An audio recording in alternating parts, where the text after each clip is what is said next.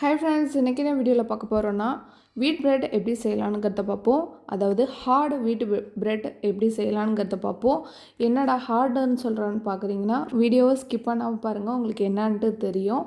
அதுக்கு வந்து கோதுமை மாவு எடுத்துக்கிட்டு அது கூட ஜீனி, ஈஸ்ட்டு, பட்டரு, கொஞ்சமாக உப்பு சேர்த்துட்டு இது நல்லா ஒன்றாகிற அளவுக்கு நல்லா மிக்ஸ் பண்ணி விட்டுக்கணும். ஃபஸ்ட்டு நல்லா மிக்ஸ் பண்ணி விட்டுட்டு கொஞ்சம் கொஞ்சமாக தண்ணி சேர்த்து நல்லா சாஃப்டாக பிசைஞ்சுக்கணும்.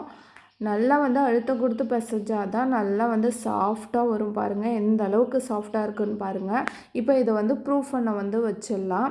நான் இதுதான் ஃபர்ஸ்ட் டைம் பண்ணுறேன். இந்த அளவு ப்ரூஃப் ஆகும்ன்ட்டு நினைக்கவே இல்லை. அந்த அளவுக்கு சூப்பராக ப்ரூஃபாக இருந்துச்சு. எனக்கு சந்தோஷத்தில் என்ன பண்ணுறதுனே தெரியல.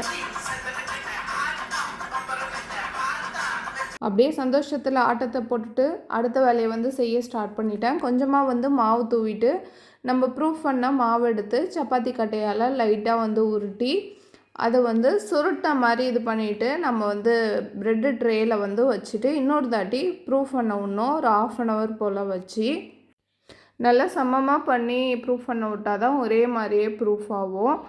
ப்ரெட்டும் ஒரே சைஸாக இருக்கும். இல்லைனா ஒரு பக்கம் குண்டாகவும் ஒரு பக்கம் மெலிசாகவும் இருக்கும். இப்போ நல்லா ப்ரூஃப் ஆகிட்டு பாருங்கள். ஆல்ரெடி ஹீட் பண்ண அவனுக்குள்ளே தான் இப்போ வைக்க போகிறோம். லைட்டாக பட்டர் அப்ளை பண்ணிவிட்டு வச்சுக்கலாம்.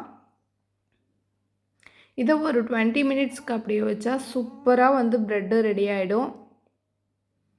இப்போ லைட்டாக இது மேலே பட்டர் அப்ளை பண்ணி விட்டுட்டு இதை நல்லா ஆற விட்டுக்கணும்.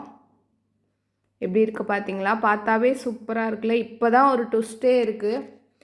கட் பண்ணி பார்த்தா கட் பண்ணவே முடியல, அவ்வளோ அழுத்தமாக இருந்துச்சு. இதனால தான் இதுக்கு நான் ஹார்ட் வீட் பிரெட்டுன்னு பேர் வச்சேன்.